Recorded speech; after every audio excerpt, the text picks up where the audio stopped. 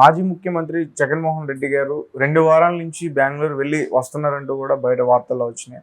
అలాగే అక్కడ కాంగ్రెస్ పార్టీకి చెందిన డీకే శివకుమార్‌తో అక్కడ ఎక్కువగా చర్చలు చేస్తున్నారంటూ కూడా వార్తలొచ్చాయి.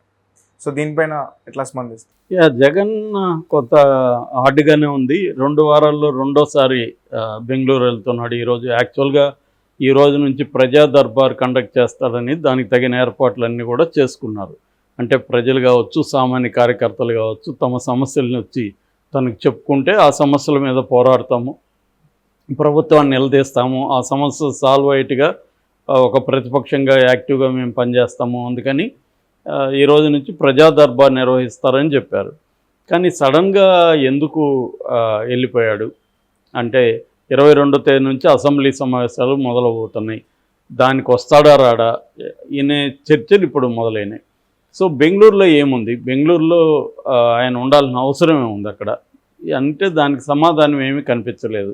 ఎందుకంటే బెంగళూరులో ఆయన ఇల్లు ఉంది తప్ప అక్కడ పోయి ఉండాల్సిన అవసరం ఆయనకేం లేదు. అంటే బెంగళూరులో నాటు వైద్యం చేయించుకుంటున్నాడు. అదే రకరకాల కథనం. ఒకటేంటంటే వైద్యం అని, ఆయనకి కాలు ఫ్రాక్చర్ అయ్యే ఇబ్బంది అని, రెండవది ఏమంటే లండన్ నుంచి కొంతమంది వైద్యులు వచ్చి ఆయనకి మానసిక వైద్యం కూడా చేస్తున్నారని, అంటే సెషన్స్ అక్కడ కండక్ట్ చేస్తున్నారని ఇటువంటివి వచ్చాయి. దాంతోపాటు కాంగ్రెస్ పార్టీలో వైసీపీని విలీనం చేయబోతున్నారు, అందుకని ఆయన అక్కడ కూర్చొని వాళ్ళతో రాయబారాలు చేస్తున్నాడు అనేది ఇంకొకటి. సో ఇవి ఏది కరెక్ట్ అనేది మనం అయితే చెప్పలేము. ఎందుకంటే వాళ్ళే అనౌన్స్ చేయాలి. మామూలుగా ఒక ప్రతిపక్ష నాయకుడిగా ఎక్కడ వ్యక్తిగతంగా పోయినప్పుడు ఎవరేం చేయలేరు. వాళ్ళకి ఆ హక్కు ఉంటుంది, వ్యక్తిగతంగా వాళ్ళకి ఆ ప్రవేశం ఉంటుంది. నీకు అన్నీ చెప్పాల్సిన అవసరం, చెప్పనంత మాత్రాన అదేదో సీక్రెట్ అని అనుకోవాల్సిన అవసరం లేదు. వ్యక్తిగతంగా ఆయన ఆరోగ్యానికి సంబంధించి ఆయన కొంత రెస్ట్ తీసుకోవడానికి, అక్కడ వైద్యం తీసుకోవడానికి కూడా వెళ్ళచ్చు. ఇక్కడ ఉంటే ఆ ప్రైవసీ దొరకదు కాబట్టి బెంగళూరుకి వెళ్ళచ్చు. సో అలాంటిది ఏమైనా ఉండొచ్చు. మనం ఏంటంటే కాన్స్పిరసీ థియరీలు ఇప్పుడు ఎక్కువైనాయి ఒకటి. రెండోది తెలుగుదేశం క్యాంపు ఏం జరిగినా దాని చుట్టూ అనేక కథనాల్ని అల్లి కన్ఫ్యూజ్ చేసి జగన్ పని అయిపోయింది అనే ఒక నెరేటివ్ని చెప్పడం కోసం కూడా రకరకాల కథనాల్ని వదులుతుంది. ఇట్లాంటిదప్పుడు జగన్ లాంటి వాళ్ళే ఓపెన్గా చెప్పేస్తే తప్పేం లేదు, నేను వైద్యం కోసమే వెళ్తున్నాను అనేది చెప్పడం వల్ల ఏమవుతుందంటే కొంత విశ్వసనీయత ఏర్పడుతుంది. ఈ కండిషన్లో చెప్పకపోవడం వల్ల నీ ప్రత్యర్థులకి ఇంకా నువ్వు స్కోప్ ఇచ్చినట్టు అవుతుంది. ఎందుకంటే జనం కూడా నమ్ముతారు కదా ఊహాగానాల మీద. రూమర్స్ అని ఇప్పుడు కొత్తగా ఒక బుక్ వస్తుంది, వరల్డ్ వైడ్ రూమర్స్ ఎలా ప్రపంచంలో పనిచేసాయని. సోక్రటీసే రూమర్స్తోనే చనిపోయాడు. ఆయన మీద కంప్లైంట్లు అంతా కూడా రూమర్సే. ఆ రూమర్స్ వల్లే ఆయన్ని చంపేశారు విషం ఇచ్చి, సోక్రటీస్ని. సో అలాగా అప్పటి నుంచి కూడా మనకి రూమర్స్ అనేవి బలమైన పాత్ర పోషిస్తాయి.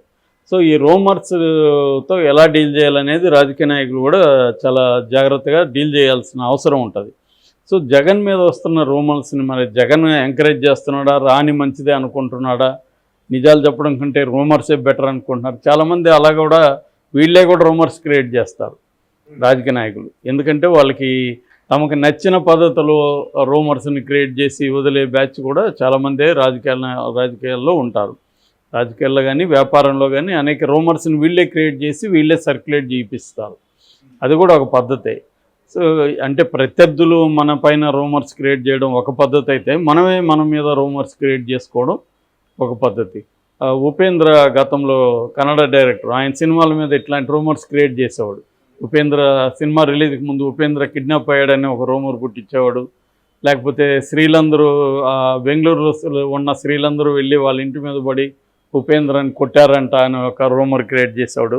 ఇలాగ ఫాల్స్ రూమర్స్ని క్రియేట్ చేయడం ద్వారా కావాలని చేసేదమ్మా. ఎందుకంటే సినిమాకి పబ్లిసిటీ కోసం ఇటువంటి ఇంట్రెస్టింగ్ టాక్టిక్స్ అతను చేసేవాడు. అలాగా ఏమన్నా జగనే కావాలని రూమర్స్ కోసం కూడా ఇది ఏమన్నా చేస్తున్నాడా అంటే తను ఏదో ప్లాన్లో. మామూలుగా అయితే మనకి జగన్ హిస్టరీ కానీ జగన్ పరిస్థితి స్టడీ చేసే వాళ్ళకి అర్థమయ్యేది ఏమంటే జగన్ కాంగ్రెస్లోకి వెళ్ళే పరిస్థితి లేదు.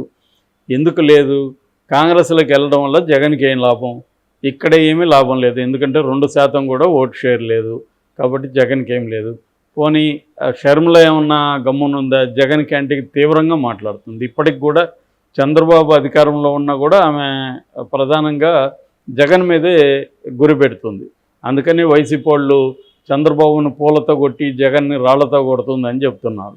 అంటే అంత మెత్తగా విమర్శిస్తుంది చంద్రబాబుని, జగన్ ఏమో హార్ష్గా విమర్శిస్తుంది. కాబట్టి రెండోది ఏంటంటే వాళ్ళకి జగన్ పార్టీలో అంటే వైసీపీలో ఉండే వాళ్ళని తాము లాక్కోవడం ఎలాగనేది వాళ్ళు ఆలోచిస్తున్నారు. చంద్రబాబు కూడా దాన్నే ప్రోత్సహిస్తున్నాడు. ఎందుకంటే వైసీపీని ఖాళీ చేయాలంటే వైసీపీలో ఉన్న ప్రధానమైన నాయకులందరూ కూడా వైసీపీని వదిలేయాలంటే ఆల్టర్నేటివ్ ఉండాలి వాళ్ళకి. సో చంద్రబాబు ఏం చేస్తున్నాడు అంటే ప్రెజర్ పెడుతున్నాడు, రకరకాలుగా కేసులు పెట్టడం కానీ, ఇండైరెక్ట్గా ప్రెజర్ పెట్టడం కానీ, వాళ్ళ ఆర్థిక మూలాలను దెబ్బతీసే కార్యక్రమం కానీ ఇవన్నీ చంద్రబాబు స్టార్ట్ చేశాడు. సో దీనివల్ల ఇప్పుడు వాళ్ళు బయటకు వెళ్ళాలి. ఎక్కడికి వెళ్ళాలి? తెలుగుదేశం డోర్స్ క్లోజ్ చేసింది, జనసేన డోర్స్ క్లోజ్ అయినాయి, బీజేపీ డోర్స్ క్లోజ్ అయినాయి. వాళ్ళకున్న ఆల్టర్నేటివ్ కాంగ్రెసే. సో చంద్రబాబు గారిని హామీ ఇస్తే కాంగ్రెస్లోకి మీరు వెళ్తే నేను మిమ్మల్ని డిస్టర్బ్ చేయను, మిమ్మల్ని ఇబ్బంది పెట్టను, వైసీపీలు ఉంటే మాత్రం మిమ్మల్ని ఇబ్బంది పెడతాను అన్న ఒక ధోరణి కనుక చంద్రబాబు ప్రదర్శిస్తే వాళ్ళు కాంగ్రెస్లోకి వెళ్ళిపోతారు. కనీసం టెంపరీ షెల్టర్గా కాంగ్రెస్ ఉపయోగపడుతుంది అని. సో అందువల్ల కాంగ్రెస్కు చంద్రబాబు కలిసే ఈ ప్లాన్ చేస్తున్నారు అనేది ఒక వాదన. కలిసి చేయకపోయినా ఇండైరెక్ట్గా అయినా చంద్రబాబు అయితే వైసీపీని ఖాళీ చేయాలన్న ప్లాన్లు అయితే ఉన్నాడు. సో అందువల్ల వాళ్ళు కాంగ్రెస్లోకి వెళ్తారు. సో కాంగ్రెస్లోకి వెళ్తున్నప్పుడు జగన్ పోయి కాంగ్రెస్ని ఇప్పుడు బతిమలాడుకొని కాంగ్రెస్లో తన పార్టీని కలపడము, పొత్తు పెట్టుకోవడం అనేది మీనింగ్లెస్. రెండోది ఏంటి, జగన్కి ఇప్పుడు మోడీ అవసరం ఉంది కాంగ్రెస్ కంటే కూడా. ఎందుకంటే మోడీ అండ ఉంటే చంద్రబాబు కూడా జగన్ని ఎక్కువగా టచ్ చేయడు, అంటే జైలుకి పంపించే కార్యక్రమాలు చేయకపోవచ్చు.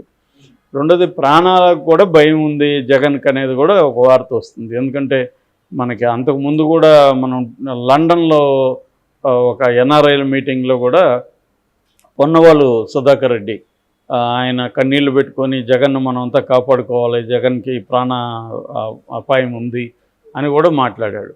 అంటే వాళ్ళు అనేది అంటే చంద్రబాబు నుంచి ఏదో ఉంటుందని కాదు, కానీ జగన్కి ఎనిమీస్ బలంగానే ఉన్నారు. అనేక సామాజిక వర్గాలతో జగన్ గొడవ పెట్టుకున్నాడు, వాళ్ళని హత్య చేశాడు.